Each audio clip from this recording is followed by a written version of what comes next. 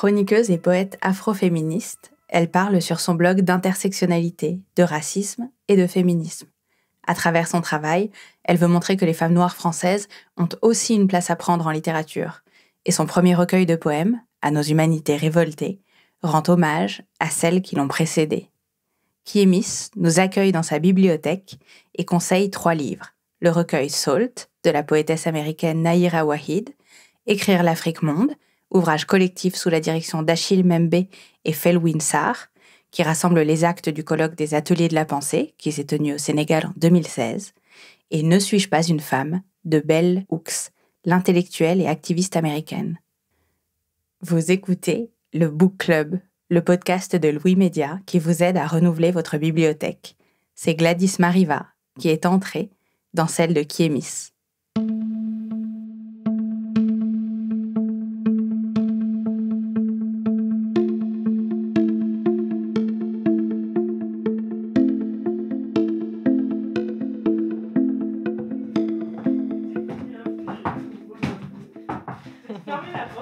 Ouais, je vais fermer. Et du coup, je vais un peu vous présenter la bibliothèque, enfin une partie de ma bibliothèque, parce qu'on vient juste d'emménager, donc il n'y a pas tout. Du coup, on peut aller là, si je préfère là ou là-bas. En fait, c'est un peu compliqué parce que donc du coup, je vis avec mon copain et on ne range pas les livres en entrée d'habitude. C'est un peu le gros bordel, donc il peut y avoir de la socio, la science-fiction, un essai, etc. Mais du coup, voilà. Alors, comment ça se passe, justement? Il y a une bibliothèque qui est à lui et l'autre qui est à vous, ou tout est mélangé? Pas du tout. On est vraiment totalement dans le bazar le plus complet. Tout est absolument mélangé par taille, par couleur, par thème. J'ai remarqué qu'en fait, là-bas, il y a un peu plus de mes bouquins, donc je me suis dit peut-être que j'ai voulu les mettre plus à côté de moi, plus à côté du canapé. Mais non, c'est totalement désordonné. Donc, en gros, pour décrire aux auditeurs, il y a donc dans une grande pièce 2 bibliothèques, une qui est incrustée dans un mur où il y a effectivement, tu disais, c'est pas rangé. Donc, on a le guide du Portugal à côté de Tram 83 de Fiston Mwanza Mujila, qui est un super roman que j'adore. Je suis trop contente de le voir là. Et puis des livres en anglais. Il y a des livres, ça je sais même pas quelle langue c'est, l'écriture là, à côté de recettes légères. Non mais ça je crois que c'est un bouquin de cuisine indienne. Ok. Ça a rien à voir, non mais pareil, tu vois, c'est genre le bazar le plus total. C'est comme là, tu vois, t'as des bouquins de cuisine et à côté t'as les bouquins de socio d'Alex. Enfin bref, ça n'a aucun sens cette bibliothèque. Alors, et de l'autre côté, donc est plus une bibliothèque un peu plus basse, 3 étages. Et donc là aussi, on a des livres en anglais, des romans, des dictionnaires, des ouvrages sur la Palestine. Et donc là aussi, c'est les tiens, ceux de ton copain et tout mélangé. Exactement. Alors là, tu vois, il y a des romans, quelques romans, il y a des essais. J'avais même pas vu les dictionnaires. Ouais, il y a des essais, des romans. Et ouais, les bouquins sur la Palestine, parce que donc mon copain a fait une thèse en fait sur les réfugiés palestiniens au Liban. C'est pour ça qu'il y a plein de trucs sur la Palestine. Du coup, c'est vrai que j'ai pris l'habitude de lire. En fait, je lis en anglais en fait. Donc du coup, et lui aussi du coup parce qu'il a fait sa thèse en Angleterre. Donc du coup, il y a pas mal de bouquins en anglais effectivement. Et là, il y a plus de mes bouquins, tu vois. Je suis en train de voir pas mal de mes bouquins par rapport à là-bas. Tu vois, il y a celui-là, Homegoing, que j'aurais littéralement dû acheter en français, mais bon, c'est pas grave, je vais le lire absolument en anglais. Ouais, c'est le premier roman de Yagi Essi, qui est une romancière américaine d'origine ghanéenne. Tout à fait, ouais. Et son bouquin, c'est un bouquin, assez thématique sur le voyage et tout. Bon, moi, ça m'a fait un peu pleurer, d'ailleurs, j'ai un peu du mal à rentrer dedans, là, parce que... Tu l'as lu il y a longtemps? Ouais, je l'ai lu il y a 6 mois, et du coup, je me suis arrêtée parce que je pense que c'était un peu trop proche et que j'étais pas forcément prête à le lire, mais en fait, ce qui m'a beaucoup accroché, c'est la couverture. Je la trouve absolument magnifique. Et tu vois, on voit vraiment une différence entre les couvertures françaises et les couvertures des pays anglophones, quoi, tu vois. Parce que celle-là, vraiment, je me souviens d'être partie pour ne pas acheter le bouquin, comme d'habitude, et de le trouver en librairie et de le prendre, alors qu'en plus, il existait en français, mais tu vois, c'est la couverture qui m'a beaucoup attirée. Ouais, c'est un livre qui parle de l'esclavage, et 3 générations de femmes, oui, je me souviens bien. Et c'est assez dur à lire, en tout cas pour moi, il était assez dur à lire. Ensuite, un bouquin dont j'aimerais bien parler, c'est celui-là, que j'ai absolument adoré. En fait, c'est des poétesses africaines. Parce qu'en fait, du coup, j'écris de la poésie. Sauf que je vais... Ah bon? Voilà. Mais bref, et du coup, en fait, je vais beaucoup chez des Américaines. Donc, Maya Angelou, Audre Lorde, que j'aime beaucoup. Même Neha Wahid, dont on va parler tout à l'heure, c'est une Américaine. Et en fait, moi, je suis pas américaine. Enfin, je suis noire comme elle, mais je suis pas américaine. Et du coup, j'avais besoin de retrouver, en fait, des racines de poétesses africaines, tu vois. Du coup, j'ai fait ma petite recherche. Est-ce que ça existe? Enfin, forcément, ça existe. Mais aussi, je voulais des poétesses africaines francophones. Parce que du coup, j'en ai un autre dont je vais te parler un peu plus tard, Letter to Ada, qui est une poétesse nigériane, Igbo d'ailleurs, parce qu'elle le dit tout le temps. Mais elle est, tu vois, elle est anglophone. Et du coup, là, j'avais envie de lire un peu des françaises. Et donc, du coup, voilà, donc le bouquin A Reign of Wars. Mais il est en anglais. Il est en anglais, non, mais il est en anglais, sauf que tu vois, elle les a retraduits en anglais. Ok. Donc, en fait, il y a une partie en français, donc la partie originale, tu vois. Et il y a la partie anglaise. Donc, en gros, maintenant, tu vois, c'est quand même chaud de devoir passer par les bouquins écrits en anglais pour lire de la littérature africaine francophone, quoi. Du coup, tu vois, il y en a des moins connus, quoi. Il y a même des Camerounaises, parce que moi, du coup, le Cameroun, c'est mon pays, c'est le pays de mes parents. Et tu vois que je connaissais pas, en fait. Et donc, du coup, bon, j'ai adoré ce bouquin, je l'ai trouvé vraiment super.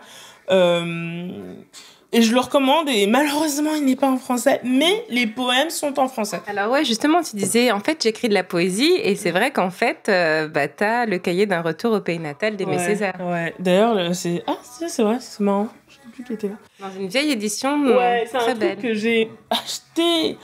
Oh là là, j'ai tellement trimballé. Bah, ça se voit, il est super abîmé pour les personnes qui nous écoutent. Il est totalement abîmé, il est destroy le truc. Et au début, je me souviens que je l'ai acheté, mais il y a vraiment longtemps, hein. Je crois que c'était en 2013 ou 2014. Ouais, je pense que je l'ai acheté à peu près dans une espèce de, tu sais, les bouquineries et tout comme ça. Et au début, je comprenais absolument rien. Ça avait aucun sens pour moi. C'était vraiment très obscur. Et en fait, je suis revenue dessus. Je crois que c'était en 2017 ou 2018. Et là, par contre, les poèmes de Aimé Césaire, ça m'a bouleversée, quoi. Après, le problème, c'est que quand tu écris de la poésie et que tu lis Aimé Césaire, tu te dis, ah, c'est ça le niveau.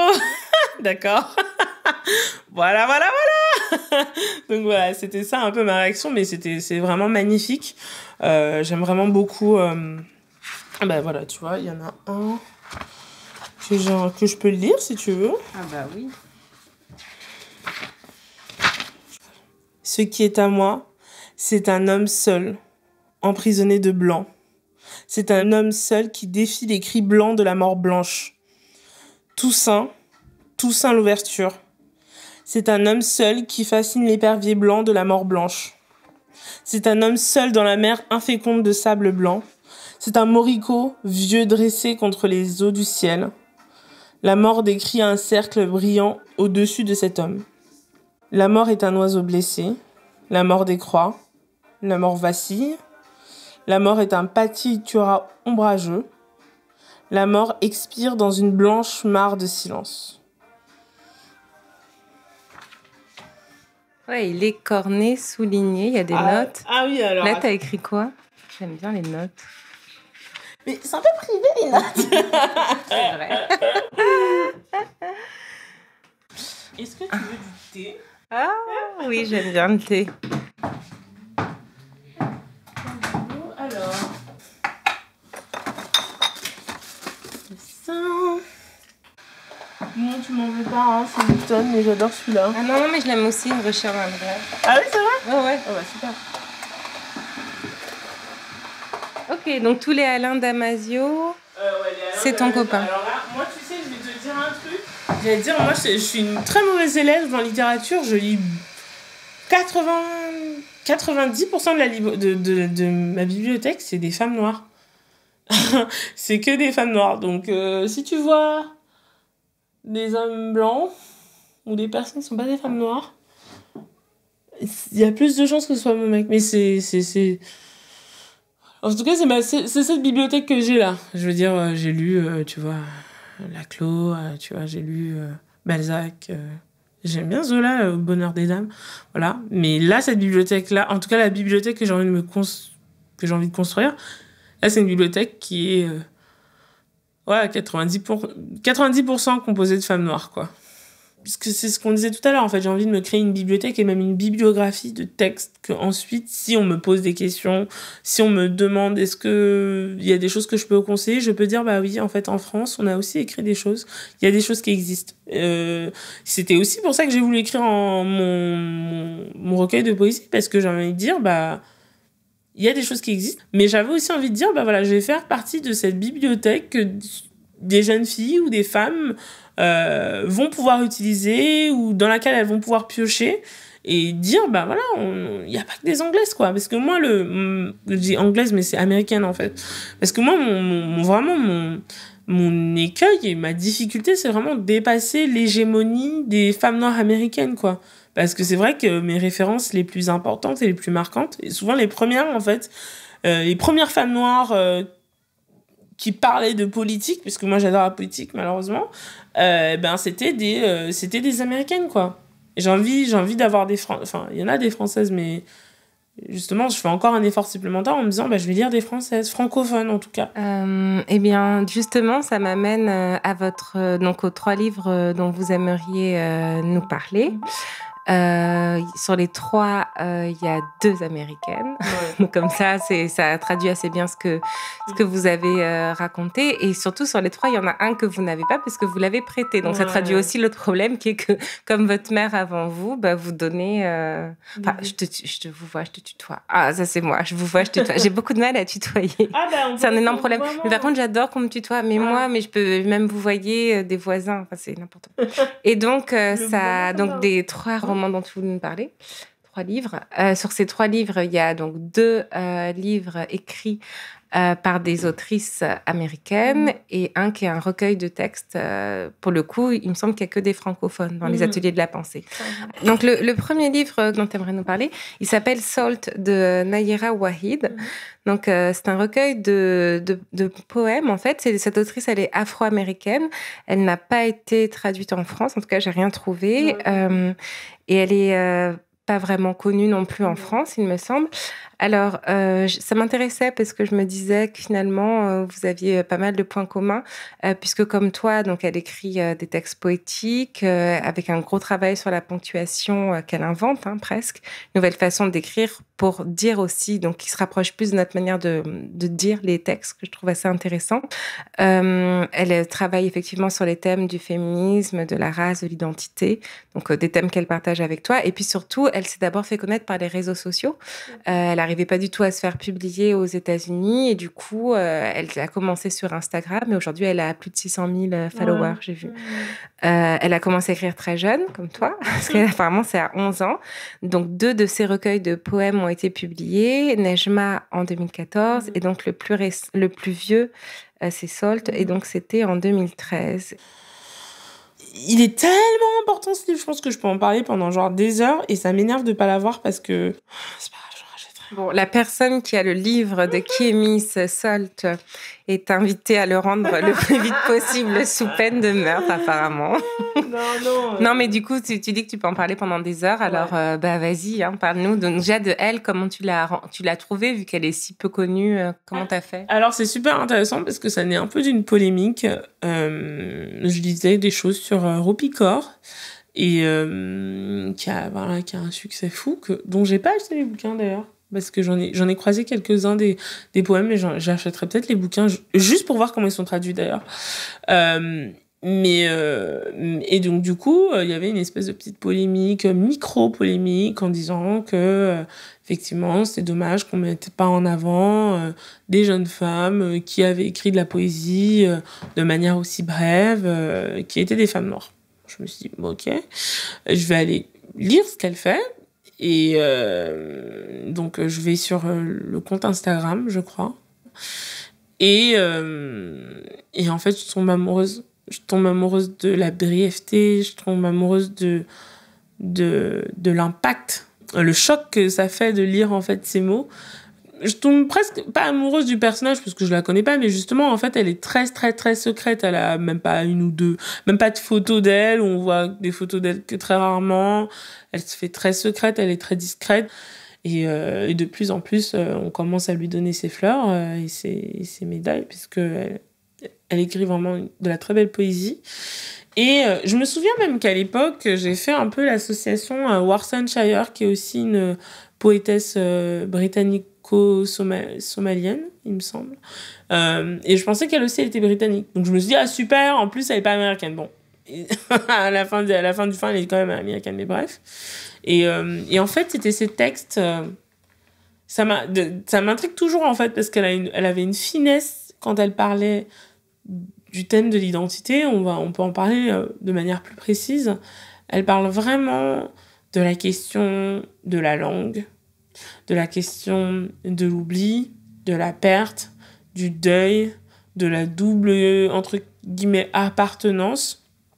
Et ces textes, ils ont vraiment une résonance très diasporique, en fait. C'est d'ailleurs pour ça qu'au tout début, j'ai cru qu'elle était plutôt descendante d'immigrés africains, plutôt que descendante d'esclaves noirs. Mais je sais pas, en fait. Parce qu'elle a vraiment... en fait, ces textes renvoyaient vraiment à des émotions que je ressentais, en fait, sur la question de cette double appartenance, la question de... Et quand on parle de double appartenance, c'est vraiment l'appartenance lointaine au pays qui est lointain. Donc, pour moi, le Cameroun, qui est lointain physiquement, mais aussi dans l'esprit, dans la manière dont je le fréquente. Voilà, je le fréquente vraiment de façon très distante.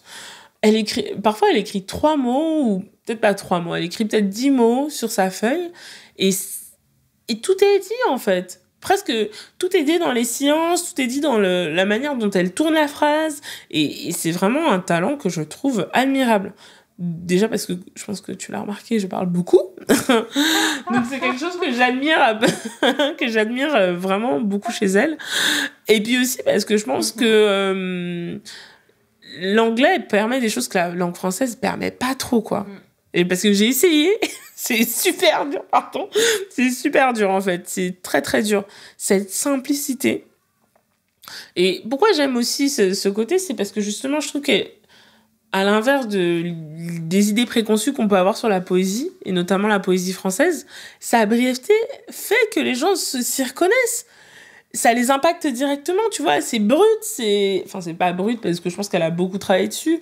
Parce que pouvoir dire autant de choses en aussi peu de mots, c'est vraiment, je pense qu'on pèse tous les mots qu'on dit. Donc c'est vraiment un travail de ouf. Mais voilà, ça permet aussi aux gens de s'attacher. Je pense que c'est pour ça que les gens aiment beaucoup ces poèmes, ces textes, et même s'attachent beaucoup à la question de la phrase, un peu la punchline. On en revient encore au truc du rap, quoi. Un peu la phrase qu'on peut réutiliser, qu'on peut partager. C'est parce que c'est court, parce qu'on s'y attache, parce que il n'y a pas de choses qui peuvent nous embrouiller. Il y a à la fois 10 000 langages, et en même temps, c'est dit de manière très claire. Et ça, c'était vraiment quelque chose que j'ai trouvé mais absolument admirable chez elle. Et ensuite, quand j'ai écrit, je me suis rendu compte de mon incapacité à pouvoir faire ça, enfin, de pouvoir écrire si brièvement quelque chose de si puissant. C'est vraiment c'est un talent incroyable qu'elle a. Enfin, en tout cas, pour moi, et pour pas mal de gens, visiblement, c'est un talent très, très fort. Donc, j'ai fait la promotion de Negra Washing à toutes mes copines, je pense. Aussi en leur disant, bon, alors c'est un peu gênant parce que justement, c'est en anglais.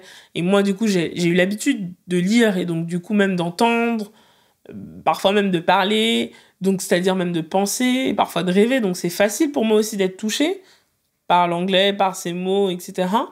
Mais je le partageais quand même à mes copines en disant mais c'est quand même assez simple, donc tu peux comprendre, enfin même quand t'as pas un niveau d'anglais incroyable, tu comprends en fait ce qu'elle veut dire. Et ça, c'est pareil, en tant qu'écrivain, en tant qu'autrice, c'est un talent incroyable. Moi en tout cas, c'est là que je mets son talent, sa capacité à pouvoir faire bouger les cœurs des gens, à faire vraiment bouger l'âme des gens, parce que sa phrase, elle est, tu vois, elle a vraiment un impact, quoi. Parfois, quand elle dit des choses, je suis là, genre, oh, vraiment. Je me dis, mais... Alors, déjà, je me dis, mais comment elle a... Et de deux, je me dis, mais waouh, quel talent, quelle brillance, quoi. Donc voilà. Donc moi, je suis vraiment une fan de son travail. Est-ce que tu as un exemple précis, donc avant qu'on en lise des extraits, mais dans tes souvenirs déjà d'un poème particulier qui t'a inspiré, peut-être d'ailleurs personnellement? Je pense que je peux en trouver parce que j'en ai partagé tellement. Ah là là, il y en a un. Je crois que ça commence comme ça. C'est...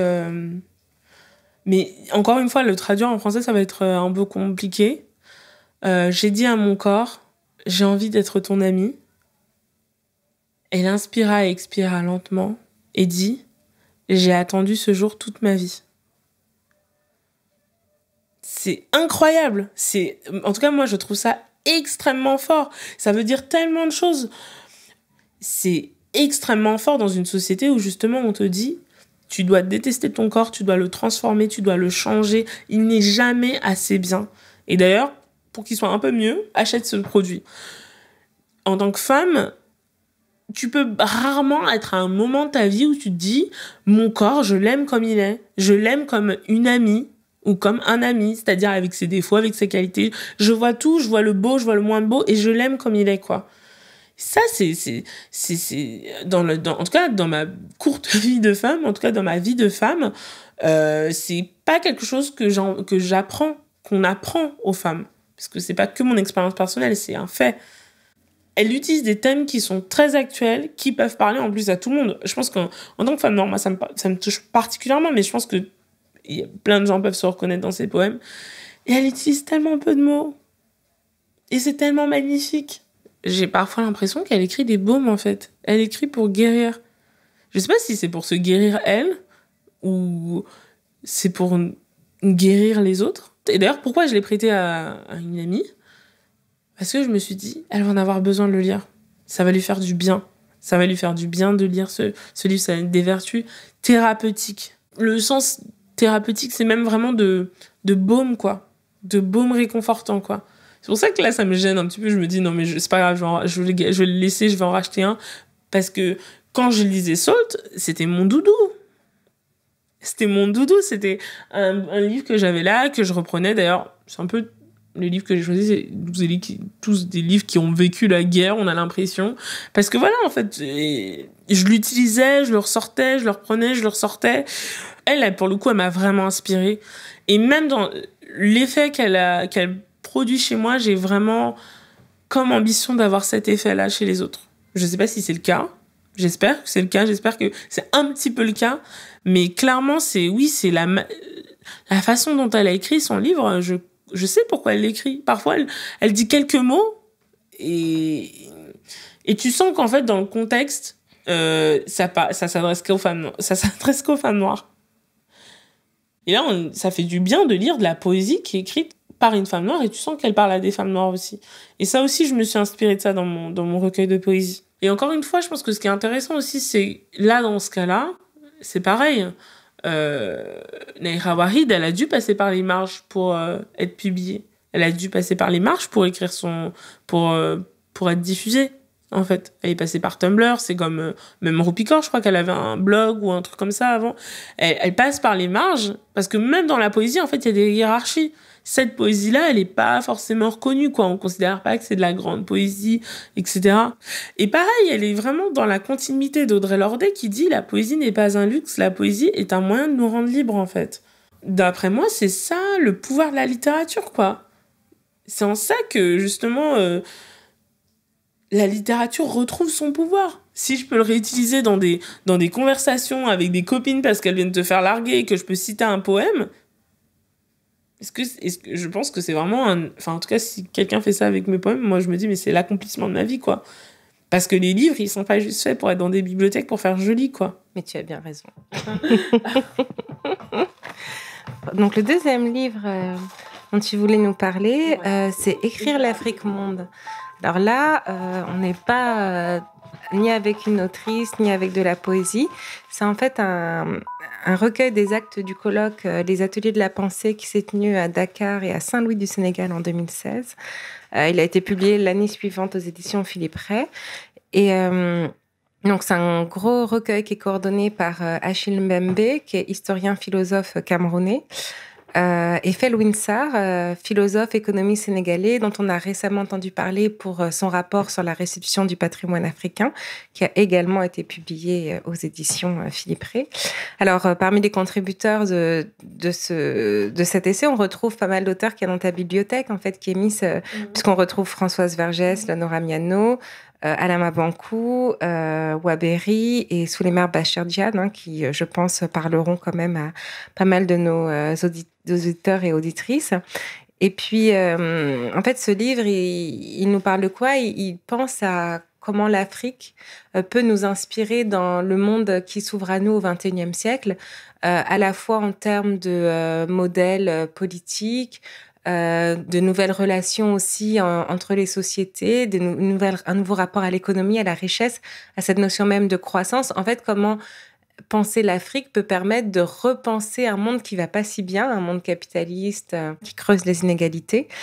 Et aussi, ce que je trouve assez inspirant, c'est comment l'Afrique peut aussi permettre de redéfinir des termes qui aujourd'hui sont un petit peu, qui ont été complètement dévoyés, comme universels. Quand on regarde le monde du point de vue de l'Afrique.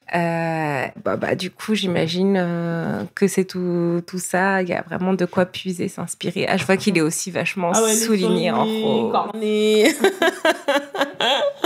Il est souligné, corné. J'ai un ami qui est chercheur à l'ENS qui me dit tout le temps oh là là, toi et tes intellectuels, t'es tellement attaché à tes intellectuels. Et c'est vrai, j'avoue, je suis attachée à la figure des intellectuels. Ils m'inspirent, ils m'élèvent. Bon, ils peuvent avoir tort parfois, comme tous les intellectuels, enfin comme tous les êtres humains d'ailleurs. Mais effectivement, déjà, les ateliers de la pensée, j'aurais bien aimé y aller, en vrai, à Dakar. Et en fait, la démarche même des ateliers de la pensée m'a trop parlé. Parce que je le veuille ou non, je suis occidentale. Et donc, du coup, j'ai beaucoup de références occidentales. Et les Noirs américains, sont occidentaux. Et en fait, comme tout au long de cet entretien, je te dis, j'ai voulu aussi me réorienter, me forcer, en fait, parce que, c'est une démarche consciente qui va pas du tout dans l'ordre actuel, à lire des intellectuels africains. Du coup, j'ai essayé avec plus ou moins de succès. Et quand j'ai vu les ateliers de la pensée, je me dis oh là là, c'est tellement génial. Et en même temps, c'est tellement bien qu'ils le fassent à Dakar. Et Dakar, ça a l'air super stylé, mais en fait, je peux pas y aller. Donc, quand ils ont sorti des actes de colloque, du coup, je me suis empressée de le prendre. Et je sais qu'il y avait deux notions qui m'ont vraiment... deux textes qui m'ont vraiment beaucoup inspirée. C'est le texte de Françoise Vergès. Et elle a écrit un texte sur les utopies émancipatrices. Je sais pas si c'est son côté marxiste qui vaut ça, mais pendant un moment, donc en 2010, je me souviens qu'en 2017-2018, elle parlait beaucoup d'utopie. Et effectivement, je pense que j'en avais besoin. Parce qu'en fait, en tant que personne qui s'intéresse beaucoup aux questions de racisme, de sexisme, enfin des questions qui sont assez lourdes en fait, tu te retrouves constamment face au fait que, comme tu le dis très bien, la planète va mal. La planète va mal, etc. Et en fait, j'ai beaucoup lu d'essais de sociologie, j'ai lu quelques essais de sociologie. Et effectivement, en fait, le fait est qu'un essai de sociologie t'apporte pas de solution. T'apporte pas une perspective sur l'avenir. Tu vois, d'ailleurs, c'est pas le rôle de la sociologie. Le rôle de la sociologie, c'est d'écrire des situations, analyser des situations et des études de cas en particulier. Le problème, c'est que moi, en tant que personne qui est en plus assez joyeuse, assez optimiste de nature, j'avais besoin de ça. Et quand j'ai lu le texte, donc Utopie émancipatrice, Françoise Vergès, dans ce texte, en fait, elle explique la nécessité des utopies au même moment où on parle en fait des problèmes, des problèmes planétaires qu'on vient juste de décrire.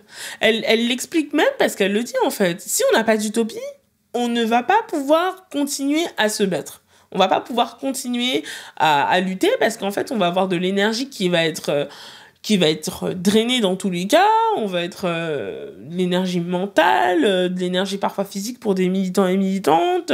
Et si on n'a pas un objectif clair, en fait, ou un objectif un peu clair, en fait, ça va... au bout d'un moment, on va faire tous enfin, comme ça arrive à pas mal de personnes, on va tous être sur les rotules, on va tous être déprimés ou dépressifs ou avoir des problèmes de santé mentale quelconque. Parce qu'en fait, il n'y a pas cette lumière, en fait, cette lumière qui peut exister. Et je pense qu'en tant qu'intellectuel, c'était super intéressant de l'avoir développé, en fait, cette question de l'utopie, en fait, et de la place de l'utopie et de sa nécessité. Donc ça, j'ai trouvé ça super bien. Par exemple, elle dit, elle explique en fait, donc elle fait une description effectivement de l'état de notre planète dans un état lamentable, etc. Bon, je vais pas tout relire. Et ensuite, elle dit une des réponses à ces récits du manque et de l'absence intimement liée à l'idéologie de rattrapage du modèle occidental productiviste. Le seul qui serait à même d'assurer bonheur et abondance a été l'afrofuturisme, qui émerge dans les années 60-70.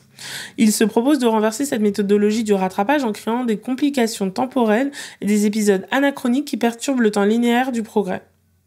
Et donc, elle dit, les artistes de l'afrofuturisme se sont emparés de cette problématique pour imaginer utopie et dystopie. Il faudrait pouvoir recenser les pratiques et les expériences utopiques africaines pour mieux en mesurer la diversité. Utopie religieuse, artistique, sociale et politique, et croiser ces pratiques et expériences utopiques avec les pensées africaines du possible. Et donc ça, je trouve ça vachement intéressant en fait. Moi, en tant que personne, en tant qu'autrice, quand elle écrit ça, je me dis, mais c'est vrai, en fait, il y a une partie de mon recueil qui doit être consacrée à cette lumière ou cette résilience, même si j'aime et j'aime pas ce mot, mais voilà, ce côté de lumière qui existe en nous, en fait, parce que comme on passe du temps à voir le noir, qui existe, qui est présent, si on n'a pas une forme de lumière ou on n'arrive pas à trouver des formes de lumière au sein même de sociétés qui parfois font face à des défis incroyables, on va pas s'en sortir. Et je trouvais que c'était vachement intéressant en fait. Donc ça, c'est vraiment un des textes qui m'a vraiment touchée. Le deuxième, c'est pareil, c'est dans la même idée. C'est un texte donc philosophique de Nadia Yala Kisuukidi. Donc elle est professeure de philosophie à Paris 8. En fait, donc elle parle beaucoup de la question coloniale par rapport à la philosophie, etc.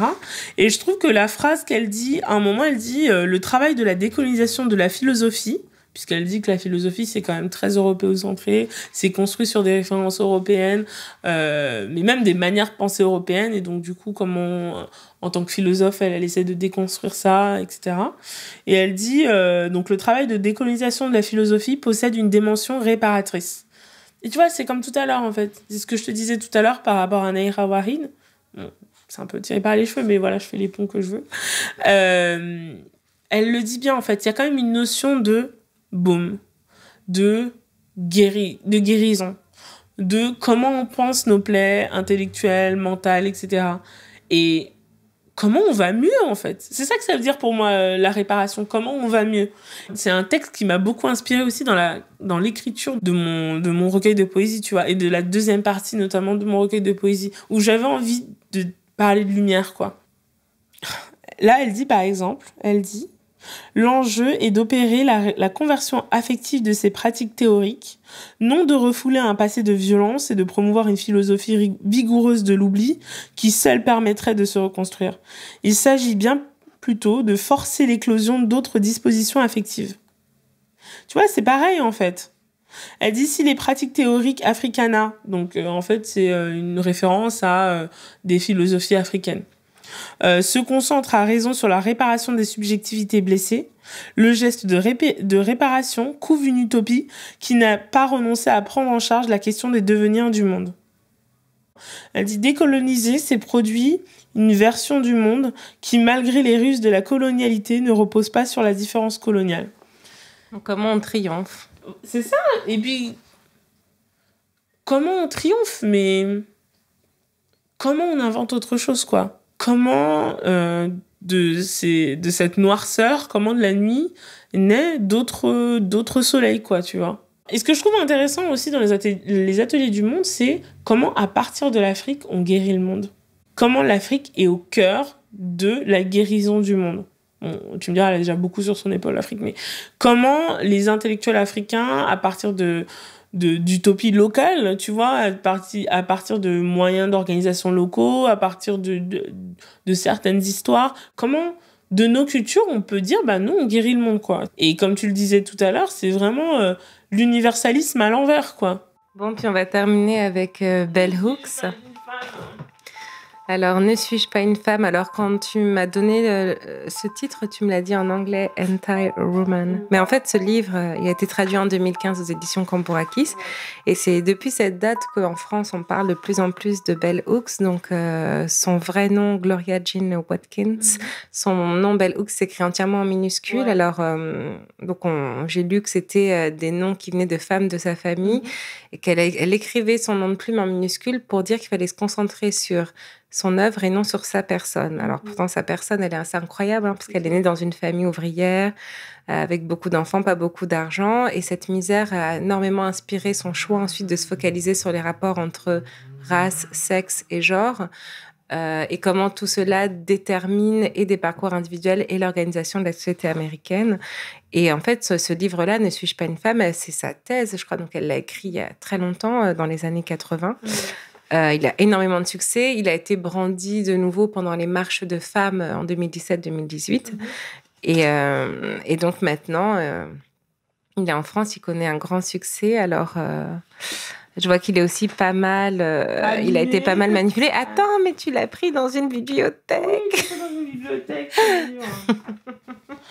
Ne suis-je pas une femme? Et c'est déjà rien que le titre, en fait. C'est intéressant, l'histoire du titre. L'histoire du titre, tu sais, ça fait référence au discours de Sojourner Truth, donc cette militante, cette esclave, qui était aussi militante pour le droit des femmes dans la fin du XVIIIe siècle, il me semble, qui aurait déclamé cette question, mais en fait c'était un speech en gros, tu vois, où elle parlait du fait qu'on parlait du droit des femmes et surtout on disait qu'il fallait que les femmes étaient trop fragiles, que les femmes étaient qu'elles pouvaient rien faire et du coup que ça justifiait en fait leur exclusion de la citoyenneté, etc. Et elle disait, mais moi je suis une femme, ne suis-je pas une femme? Elle aurait dit ça. Alors ce qui est intéressant avec cette histoire, c'est que en gros, il y a plusieurs versions du texte, parce qu'il y a eu la version qui a été retravaillée par une militante blanche, qui a été la plus diffusée. Ça, j'ai découvert ça très récemment. Et il y avait la vraie version où elle avait justement, en fait, elle parlait pas comme ça, quoi. Elle disait pas Ain't I a woman, quoi. En gros, elle parlait avec un espèce de patois du Sud, quoi. Enfin, bon, bref, ça, c'est une petite anecdote. Mais en lisant, je me souviens que c'était l'un des premiers textes de féminisme noir, d'afroféminisme, de féminisme noir américain que j'ai lu. Et c'était un des premiers textes de féminisme noir / afroféminisme que j'ai lu. Et c'était un moment où je me disais, mais moi, les questions de féminisme m'intéressent, au-delà de m'intéressent, m'animent. Et les questions d'antiracisme m'animent parce que mon père a toujours dit, mais toi, t'es allergique à toute forme d'injustice, donc tu fonctionneras jamais en politique, en gros. Deviens Mère Teresa. Bon, voilà. Bon, t'es devenue poète. Bon, d'après mon père, c'est un peu pareil. Bon, bref. Et donc, du coup, c'était l'un des premiers textes, en fait, du coup, que j'ai lu. Et Bell Hooks, je crois que c'est l'une des premières que j'ai lues. Alors, j'ai aussi un rapport avec Bell Hooks, c'est que j'ai été inspirée d'elle aussi, jusqu'à le choix de mon pseudo, puisque Kémy, c'est un pseudo. Parce que, justement, quand elle a décrit comment elle avait choisi Bell Hooks, ça m'a tout de suite parlé. Je me suis dit, mais attends, mais moi, je vais faire exactement la même chose. Je vais prendre... donc, je crois que c'est le nom de famille de jeune fille de sa mère et le nom de famille de jeune fille de sa grand-mère qu'elle a pris pour dire Bell Hooks. Et donc, moi, je me suis dit, je vais faire la même chose avec ma mère et ma grand-mère pour choisir Kémy. Et donc, du coup, elle m'a vraiment inspirée parce qu'elle disait justement j'ai envie d'être représentée. En fait, même dans le choix du prénom, elle disait en gros je suis pas seule. Mon savoir, il vient pas juste de moi. En tout cas, de ce que je comprends, c'est mon savoir vient des femmes qui sont venues avant moi, quoi. C'était peut-être pas un savoir universitaire, même si ensuite elle a été prof de sociologie, il me semble, mais ça vient aussi d'un savoir, voilà, d'expérience. Et donc, bon, voilà, donc du coup, il y a tout ce rapport avec Bell Hooks où je me dis, ok, bon, elle a l'air trop badass, j'ai envie de lire ce qu'elle fait. Et je me souviens qu'à ce moment-là, Amandine, donc Amandine Gay, qui a préfacé le livre et qui est réalisatrice et qui va être autrice aussi, bref, elle préfaçait le livre. Et c'était au moment où elle était encore à Paris, et donc elle tournait aussi les épisodes d'Ouvrir la Voie. Donc, et donc, du coup, elle avait fait une fois une conférence en 2015 sur, voilà, pour sortir les extraits. C'était au tout début du film, vraiment au tout début, parce que le film ensuite est sorti en 2017. Donc vraiment au tout début, où elle sortait, elle disait, bon, bah voilà, je suis en train de finir, etc. Bon, je le mixe et tout. Et donc voilà les extraits. Et elle nous fait un cours sur l'afroféminisme, enfin sur les féminismes noirs, l'afroféminisme, et elle cite plein de femmes. Et je me dis, bah attends, moi aussi j'ai envie de voir qui sont ces femmes. Et c'était aussi une des premières fois où justement, c'était une femme noire qui parlait de politique, qui parlait de la société et des femmes noires. Je crois que c'était la première fois que j'étais dans l'assistance et que je me disais, mais il est en train de se passer un truc, quoi. Il est en train de se passer un truc, il est en train de m'arriver un truc qui va me marquer pour toujours. Bref, ensuite, elle publie le bouquin et je me souviens qu'elle cite plein de meufs noires. Plein de meufs noires, afroféministes, notamment sur les réseaux sociaux, etc. Et je me dis, et donc je lis la préface et tout, et je me dis, donc bon voilà, il y a plein de femmes noires. Et je me dis, qu'est-ce qu'elle fait en fait quand elle fait ça, Amandine ? Elle met dans le marbre, parce que le livre, même si je l'ai dit, il doit pas rester qu'en bibliothèque, moi je les maltraite, mes livres, ça reste quand même un objet social. Et qu'est-ce qu'elle fait ? Elle dit, j'incruste dans le marbre nos existences, en préfaçant le livre d'une féministe noire célèbre qui aurait dû être publié en France depuis des années, mais bon, c'est une autre question. Et donc déjà, il y a un aspect déjà très affectif au livre, quoi, très lié à ma relation personnelle au livre. Et je me dis, ok, il faut que je lise ce livre, il faut que je l'ai chez moi et tout. Et donc, qu'est-ce qui se passe ensuite ? Ben, je commence à lire. Et là, les mots m'émeuvent très facilement, en fait. Même si je préfère les mots que les images dans certains cas, les mots m'émeuvent très facilement. Et la description, en fait, de la situation des femmes noires en tant qu'esclaves, la description de leur oppression, tout est réaliste, hein, mais c'est très dur au début. Je m'arrête. Et puis c'est une thèse, donc on lit pas une thèse d'un coup, mais je m'arrête. Je relis, je m'arrête, je relis. C'est très difficile de lire le livre de Bell Hooks. En fait, c'est pas l'écriture qui est difficile, c'est vraiment la brutalité des situations qu'elle décrit. Donc je le lis, je suis horrifiée, etc. Et ensuite, c'est marrant parce que ce livre, il m'emmène ailleurs aussi. Il m'emmène en me disant... j'ai lu ce livre, je le trouve tellement intéressant, tellement essentiel, et en même temps je me rappelle que c'est une américaine en lisant le livre. Je me rappelle parce que c'est une sociologue, donc effectivement elle fait de la socio-histoire, donc elle part de certaines situations, quoi, donc une situation qui est quand même assez particulière. Et après, à la fin du livre, c'est pas que je reste sur ma faim parce que je trouve que le livre il est très très fort, etc., mais elle fait encore plus naître en moi l'envie de participer d'une manière ou d'une autre à l'écriture de livres similaires en France, quoi. De livres aussi riches, aussi détaillés, aussi voilà, et qui décrivent en fait la situation, enfin, pas en France, mais francophone, française, quoi. Et c'est comme ça, en fait, que je me retrouve à m'intéresser à des autrices. C'est comme ça que je commence à découvrir des autrices antillaises, notamment. Et puis, c'est aussi comme ça que je me commence à lire Léonora Miano. Enfin, tout ça, en fait. Et tout ça, ça vient de ce livre, des sensations que j'ai ressenties quand j'ai lu ce livre. Et Enfin, c'est vraiment beaucoup de choses, en fait, Bell Hooks, pour moi. Et ce livre, pour moi, c'est vraiment un moment, quoi. Mais je pense que c'est parce que ça arrive à un moment en particulier. Ouvrir la voie, la connaissance de collectifs afroféministes, c'est le chamboulement total, oh là là, j'avais raison, en fait, je comprends ce qu'elle dit, elle décrit totalement ma situation, et en même temps, le côté, oui, mais en même temps, elle décrit des situations particulières, etc., etc. Donc, on peut dire que Bellux vous a ouvert la voie, alors. Ouais, clairement. C'est joli mot. Ah, c'est un joli jeu de mots, ouais. Ouais, ça m'a totalement ouvert la voie, ouais.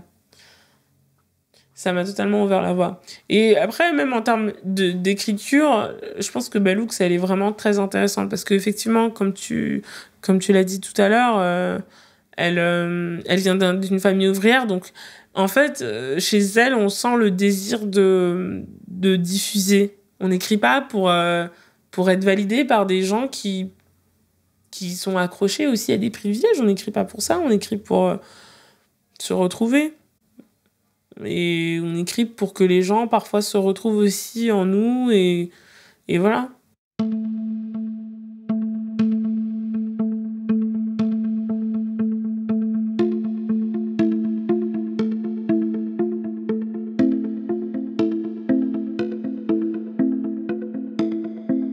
Vous venez d'écouter Qui est Miss et les 3 livres recommandés étaient le recueil Salt de l'américaine Nahira Wahid, Écrire l'Afrique monde, ouvrage collectif sous la direction d'Achille Membe et Felwinsar, publié aux éditions Philippe Ray, et Ne suis-je pas une femme de Bell Hooks, publié chez Cambourakis.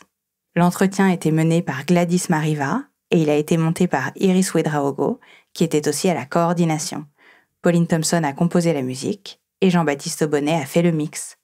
Le Book Club est un podcast de Louis Média que vous pouvez retrouver sur notre site louismedia.com et sur toutes les plateformes d'écoute. Si vous avez aimé, surtout n'hésitez pas à en parler autour de vous et à laisser des commentaires sur Apple Podcast. C'est la meilleure manière de nous soutenir. À très vite.